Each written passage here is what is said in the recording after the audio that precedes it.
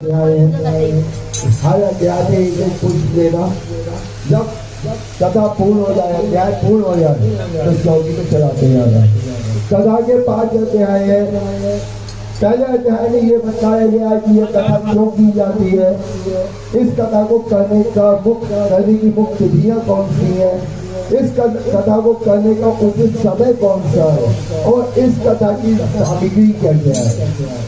दूसरे अध्याय में ये बताया गया है कि ये कथा कहाँ से प्रारंभ हुई, सबसे पहले इस कथा को किस राजन ने किया और भगवान ने उसे क्या वरदान दिया। तीसरे अध्याय में ये बताया गया है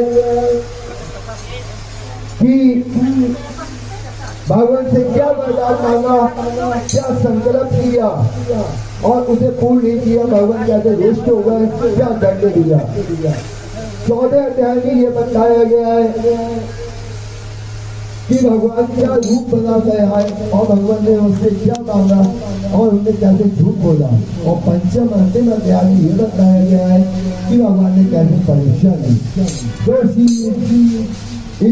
सब कथा प्रथम अध्याय श्रीमन नारायण नारायण नारायण श्रीमन नारायण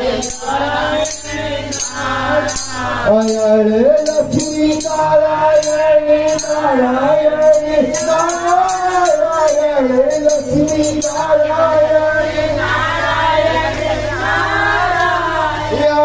विष्णु नारायण नारायण नारायण गोविंद नारायण नारायण रजमल नारायण।